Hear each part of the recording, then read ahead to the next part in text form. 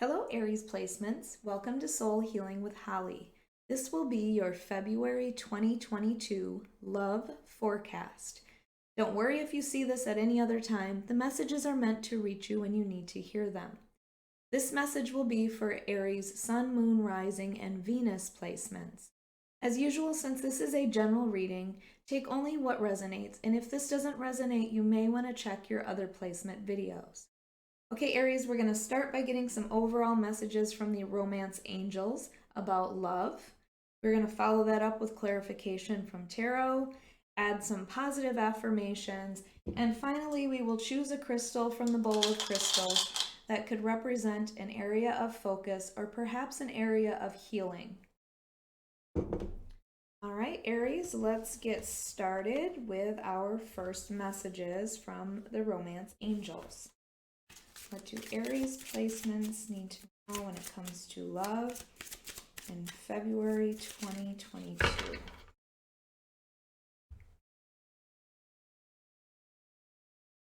All right, up first we have codependency. Addictions are affecting your romantic life. So to me, codependency means that you are really depending on another person, whether it's financial reasons or whether it's to make you happy. When I see addictions in this place, I don't really feel like it's like the devil type energy addictions. It's just that you really rely on somebody else for the things that you could provide for yourself. Maybe you are really struggling to get out of a relationship. In this case, I feel like it's more that you are just relying on somebody else to make you happy. Romantic feelings. Your feelings are real and worth exploring. So Aries, I don't know if you are afraid that maybe you're just feeling lust, maybe this other person doesn't share the same feelings. I really feel like though this is more than you expected. Perhaps it started as something that was lust, but in this case, I feel like it's moving on towards something more real. And finally, we have deception. Someone is wearing a false self mask in this relationship. Now, I don't feel like this is necessarily the kind of deception that you would think, where somebody's not being like faithful. I feel like this is more somebody is afraid to show their feelings. Somebody is afraid to be truly who they are in the relationship or in your friendship if it's just starting. I really feel like somebody is just really trying to control their emotions and control the way that they are seen from somebody else. All right, let's see what the tarot has to say. Again, this is for Aries, Sun, Moon, Rising, and Venus placements. If you like your reading, Aries, please hit the like button. Make sure you are subscribing. And you can book a personal reading if you are interested. There's a link below, or you could go to soulhealingwithholly.com.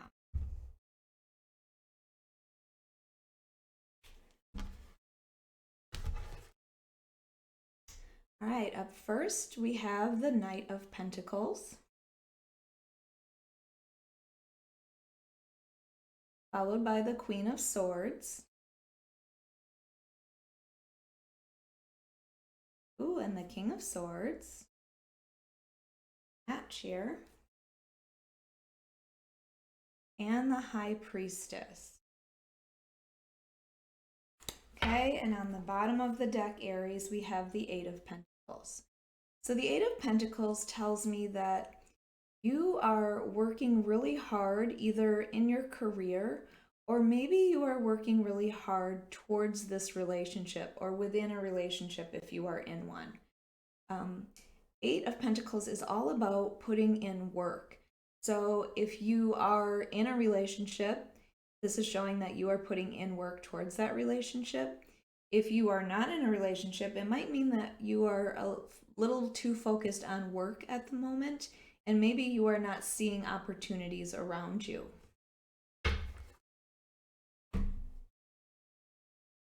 But up first, we have this Knight of Pentacles. So the Knight of Pentacles is a knight that moves very slowly. So if you are waiting for somebody to come into you, or if you are starting a relationship, you might feel like the relationship is moving too slowly. You may feel like this person is actually never going to reach out to you. But the Knight of Pentacles is just very cautious. So if you are at the start of a relationship, make sure you are taking it slowly with this person. This person is definitely not going to want to move quickly. They want to make sure of the connection before they move forward. So again, don't feel like nothing is actually happening. It is, it's just going to take some time. And up next we have the Queen of Swords. Now, the Queen of Swords is somebody that values honesty. She has her sword ready to cut anybody out of her life if they are not serving her value, if they don't see her value, if they are not treating her properly. So you may be in a relationship with someone who really tends to stand up for themselves. Maybe that's something that you are not used to. However, since I see this King of Swords along with the Queen of Swords, I really feel like this would be an ideal match. Whenever you have the King and the Queen of the same suit, it is a really good indication that this would be the divine feminine and masculine match. So the King of Swords also values honesty, values truth, somebody that's very logical. The King of Swords would be somebody that you would go to for advice. I would see this as somebody that would be perhaps in the military. The thing about the King of Swords is, though, that they are not very emotional. So together you may be a perfect match when it comes to the mind. You may have really deep conversations about things because you are both very logical. And I feel like it would be a very good match for you.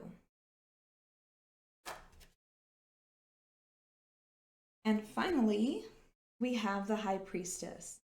Now, the High Priestess is all about using your intuition. This is about paying attention to the signs and symbols that you are getting. And with symbols, when it comes to messages from your spirit guides about somebody, I just see the butterflies here with the Queen of Swords and the butterflies here with the High Priestess. I feel like butterflies are a symbol for you that you are going in the right direction. But I feel like this is reminding you that it is so important to listen to your intuition.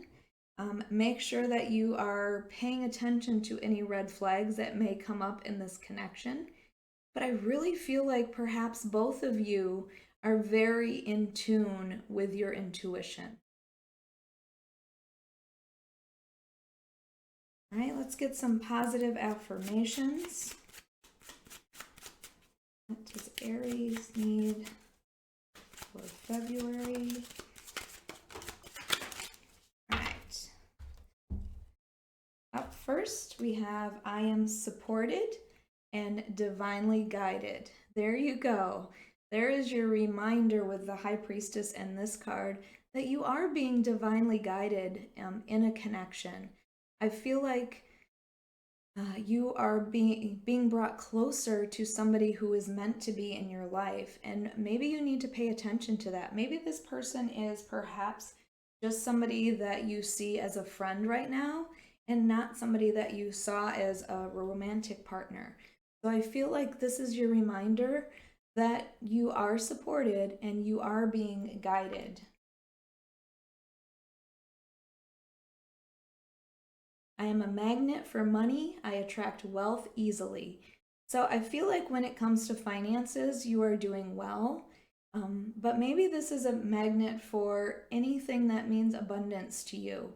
And maybe that's just more than money and wealth. Perhaps it's having a person in your life to share that with. So you are calling them in. And finally, I am grateful for who I am and who I am becoming. So maybe with the butterflies, that's a transformation for you.